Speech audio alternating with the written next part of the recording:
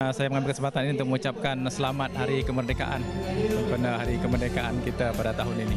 Salam sejahtera kepada semua rakyat Malaysia dan semoga-moga insya-Allah di hari yang bersejarah ini kita merenungkan erti kemerdekaan itu sendiri insya-Allah. Satu simbol di mana Malaysia rakyatnya merdeka, bebas sebenarnya untuk berfikir, bebas untuk melaksanakan tindakan dan bebas untuk insya-Allah memainkan peranan aktif dalam memajukan negara kita. Itulah yang kita harapkan daripada rakyat dan juga daripada pemerintah negara kita. Merdeka bukan sekadar kita merdeka daripada penjajah, tapi kita merdeka dari segi fikiran, jiwa dan kita nyurahani kita merdeka daripada anasir-anasir yang bertentangan dengan Al-Quran dan Sunnah. Tahniah kepada rakyat Malaysia yang telah begitu lama menikmati kemerdekaan itu, tetapi kita harus ingat bahawa kemerdekaan ini adalah kemerdekaan yang harus kita sentiasa pertahankan. Kemerdekaan yang sebenar hanya dapat kita pastikan sekiranya setiap rakyat itu dapat menghargai nilai-nilai kemerdekaan.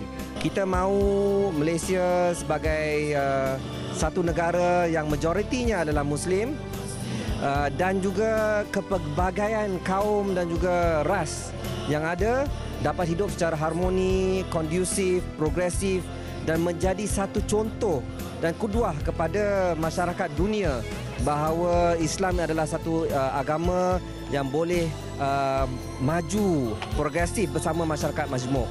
Okey, di sini lahirnya sebuah cinta dan sama-sama kita hayati slogan ataupun tema Hari Kebangsaan kita pada tahun ini dan kita semaikan semangat kemerdekaan dan kita terjemahkan dalam bentuk tindakan insya-Allah. Sempena 31 Ogos ni, selamat Hari Kemerdekaan insya-Allah.